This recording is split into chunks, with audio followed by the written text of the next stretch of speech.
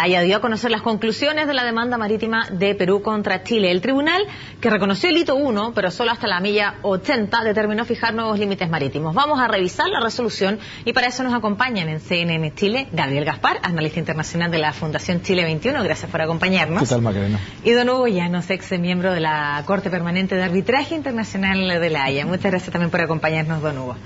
Gracias. Estábamos previo, ¿cierto?, a salir al aire también conversando respecto a qué nos parecía este fallo que conocimos el día de hoy. Vamos a desmenuzar lo que ha dicho la Corte, pero en primer lugar quisiera conocer sus impresiones. Señor Gaspar, ¿con qué sensación se queda usted una vez conocido el fallo? Bueno, el fallo es muy largo y habrá que estudiarlo en profundidad, por eso yo no quisiera referirme a su contenido, además estando al lado de una persona tan docta en los temas. A mí me gustaría concentrarnos más bien en el futuro de la relación chileno-peruana. En este fallo perdimos un territorio, sin lugar a dudas, eso es obvio. Ahora, si esto sirve para cerrar todos los litigios y establece las bases para una nueva etapa en la relación de Chile y Perú, sería un saldo histórico positivo. Por eso yo creo que hoy día hay que apuntar a cómo ambos países manifestamos concretamente y en forma vinculante de que ningún país tiene demandas territoriales respecto al otro.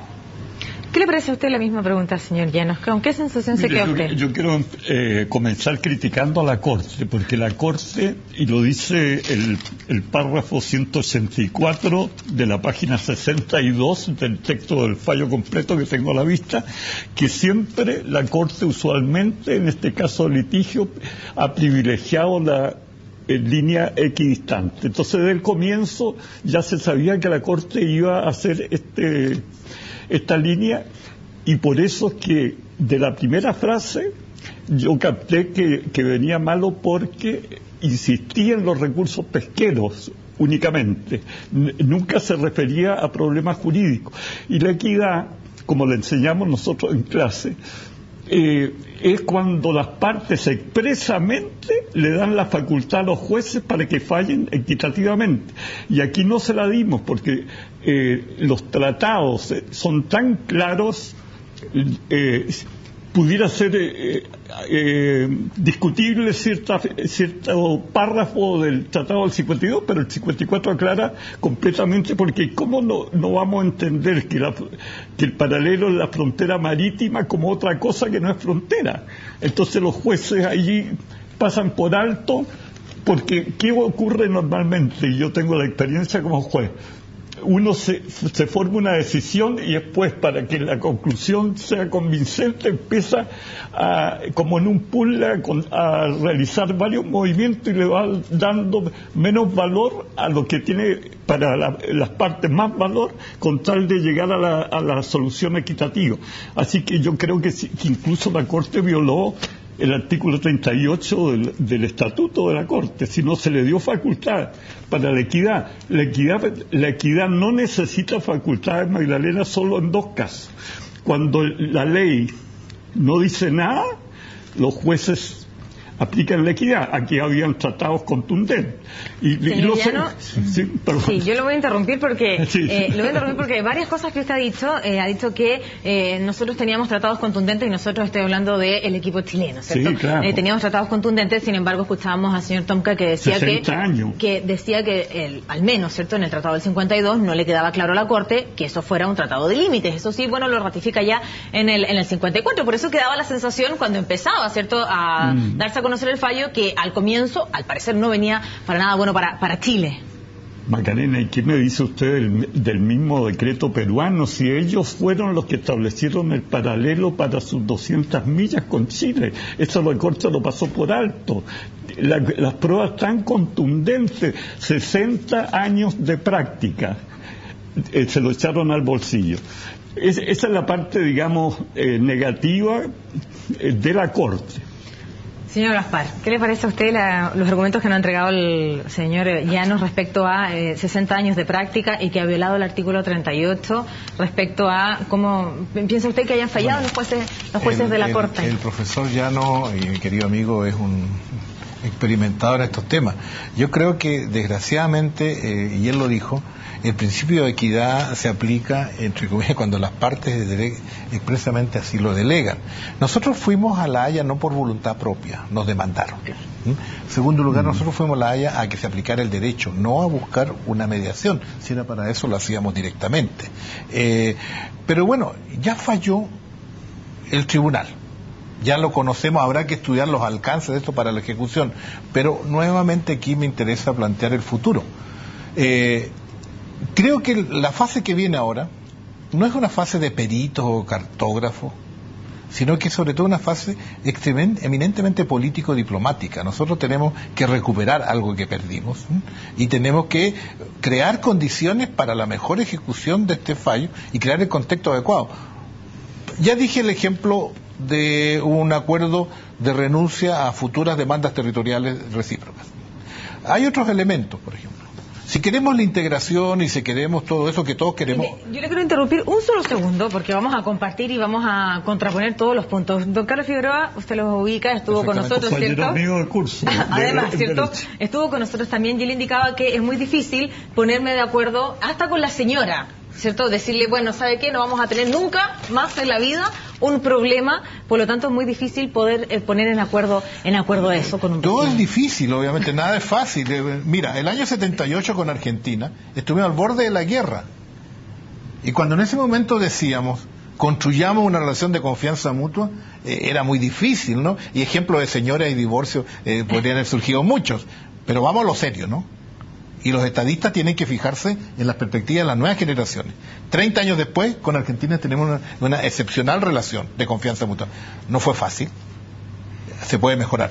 Pero vuelvo, por ejemplo, si como dicen por ahí, estamos en el mejor momento de las relaciones y vivimos una excepcional situación, resulta que el Perú tiene gas en Camisea, ahí al lado, cerca de la frontera, pero no nos venden. ¿Por qué? Entonces, ¿por qué? Ahora, pues bien, pruebas al canto. Si queremos construir una relación estable, una duradera, amistosa, entonces un programa por 30 años de abastecimiento energético del gas de Camisea al norte de Chile. Es decir, yo quisiera decir, ahí está de por medio un tema político diplomático y necesitamos construir bases estables para el futuro. Este al principio era un tema jurídico según algunos, después pasó a ser un tema de Estado la última semana al citar al Consejo de Seguridad Nacional, ahora pareciera que es un tema pesquero. No, señor, este es un tema jurídico, político, diplomático que tiende a las relaciones internacionales del país. Señor Yen, ¿usted también quería entregar algún argumento? Sí, respecto al futuro, hay tres nubarrones en el horizonte.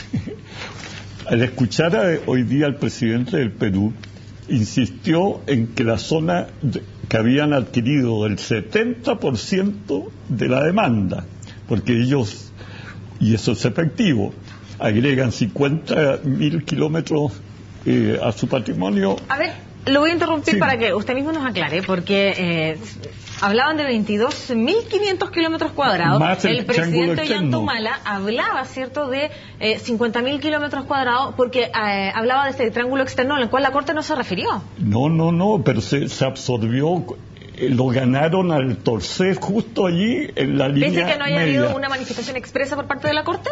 Pero eso es lo que me llama la sorpresa, como juristas pasan por los tratados y privilegian la equidad. Pero el nubarrón que yo veo es que dijo que en ese 70% que ganó de la demanda, sumando los dos, aplicarán derechos soberanos, lo repitió una y otra vez, y ahí no se aplican derechos soberanos en esa zona.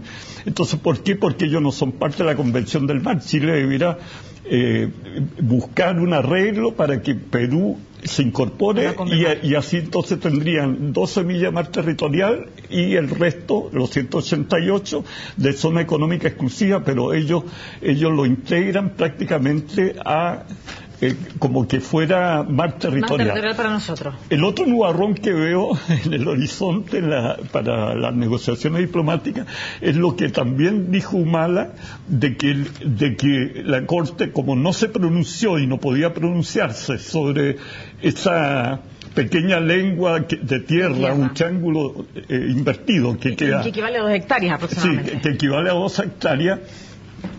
Puede ser otro problema pequeño, pero estaría en discusión porque eso Humala insistió que el hito 1 no tenía nada que ver con el límite terrestre. Y hacemos la aclaración que la Corte no se puede referir a ese tratado de límite terrestre, claro. Podría hacerlo un tercero que es Estados Unidos. El árbitro. Y tercero, Alan García, con esa vehemencia con que habla, había comenzado la frase diciendo: y con esto se terminan todos los problemas, y ahí quedó en el aire en este aspecto.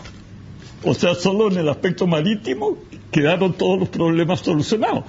Ergo, no queda totalmente solucionado la lengüeta de tierra. Yo le quiero preguntar lo siguiente, porque usted ha dicho que esto partió siendo un tema jurídico, bueno, hizo el tránsito y dijo, bueno, ahora parece que es solo un asunto pesquero. ¿Con qué sensación se queda usted de éxito, primero, de derrota? No. Yo parto diciendo que esto siempre fue desde un principio un tema político estratégico. Ahora, que la interpretación que algunos le han dado ha cambiado en el tiempo, pero en nuestra más estricta tradición jurídico-diplomática chilena, en la cual adhiere nuestro servicio exterior, ¿cierto? Esto siempre ha sido político estratégico, porque pone en relieve muchos otros temas, más allá del estricto tema del límite marítimo. Pone en cuestión, nos llama la atención, por ejemplo, el tema de cómo nosotros ocupamos plenamente las zonas extremas, cómo atendemos a las zonas. Yo vengo llegando a Arica, otra cosa porque soy ariqueño. Y el tema en Arica, y que no solo es de Arica, también es de Aysén, también es de Magallanes, y de Isla de Pascua y de Calama, etcétera, es el excesivo centralismo. Mis coterráneos dicen, se preocupan de nosotros cuando hay problemas nomás, y vienen para acá cuando hay cámaras. Entonces, hay que hacer una política de ocupación plena, ¿cierto?, de nuestro territorio. Para eso, por ejemplo, hay que ver el tema no solo como un negocio, ¿cierto?, sino que hay que ver en su dimensión todo lo que es la soberanía nacional y, por supuesto, en perspectivas de integración. Arica y Tacna están virtualmente unidas. Tacna depende mucho del consumo de los chilenos que viajan para allá. Comercialmente depende mucho. Comercialmente y de servicios también. Y eso es bueno, y el turismo, etcétera, eso es positivo, pero hay que darle certeza a nivel de la relación entre estados, porque no es la relación entre dos municipios. Vamos a pedir, si es que en dirección nos pueden poner nuevamente el mapa de cómo, ¿cierto?, va a quedar delimitada nuestra frontera marítima. Está establecido y se reconoce el hito 1, se avanza por el paralelo hasta la milla 80, ahí baja esa línea de la cual hablábamos hasta las 200 millas. Y por eso es que el profesor ya nos habla de este triángulo exterior en el cual la Corte de manera expresa no se refiere. No el triángulo exterior, el triángulo terrestre. El triángulo terrestre, que eso vendría a ser lo que está en... Una pregunta, lo mismo. Pero, ¿por qué a los 80 millas? ¿Por qué no a los 70? ¿Por qué no a los 120? ¿Cuál es la razón? Es una muy buena pregunta. ¿Por qué la Corte determina que la milla 80...? Bueno, la Corte tenía que aplicar la equidad, punto. Quiso aplicar la equidad, como lo reconoce en el párrafo que le leí. En consecuencia, buscó donde se hacía la pesca en forma intensa. Por eso es que escuchamos muchos argumentos respecto de la pesca y los buques pesqueros capturados. Por sobre todos los textos jurídicos. Entonces pensó, hasta la milla 80 es donde se está pescando actualmente en forma intensa, digamos. En consecuencia, no perjudiquemos, esta es la parte favorable a Chile, no perjudiquemos todos los pescadores que habitualmente viven de esa pesca, y el paralelo conservémoslo donde está, cosa que fue realmente bueno para Chile. Que lo reconozca como límite marítimo. Claro, y lo mejor es que el inicio no fue en la línea de la Concordia, sino que fue en el hito 1. Y a propósito de esa lengüeta que queda un triángulo, queda sin mar. Y eso es lo que me hace presumir que Perú no lo va a reclamar. ¿Por qué? Porque es un pedazo seco, porque el límite marítimo quedó más arriba que en la línea de la Concordia. Así que, o sea, la llamada costa seca. La costa seca. Así que nosotros, mire, fíjese, perdone que le insista en esta idea. Esto ha sido parecido a los arbitrajes que hemos tenido con Argentina, menos el caso de la Laguna del Desierto, que lo perdimos todo. Lo llaman. Bueno, me imagino que hoy día ha sido muy solicitado usted. No se preocupe, está muy Iván bien. Núñez, que me trae, uy, bueno, después lo llamo. Después lo contestamos. Claro, es que me trae en español el texto de la Corte. No, fíjese que con Argentina, salvo el caso de la Laguna del Desierto, normalmente nosotros recibimos menos tierra, pero más fértiles. O sea, más rica. Argentina tuvo su parte mayor que la que recibió Chile, terrestre, pero más árida. Entonces, el consuelo está en que en las 80 primeras millas con el paralelo, allí está toda la riqueza pesquera. Yo quisiera hacerle la siguiente pregunta. Vamos a también tomar contacto con una de nuestras unidades móviles porque seguimos recogiendo reacciones, pero les voy a dejar planteada la siguiente pregunta. Entendiendo que, de acuerdo a lo que he escuchado, que no los deja satisfechos el fallo de la Corte Internacional de Justicia y que de acuerdo a lo que ha dicho el señor Llanos es que han privilegiado, han privilegiado la justicia, por decirlo de esa manera, han privilegiado la equidad por sobre los tratados. Yo les voy a dejar planteada la siguiente inquietud. Por lo tanto, ¿ustedes creen que Chile debe seguir adherido al Pacto de Bogotá?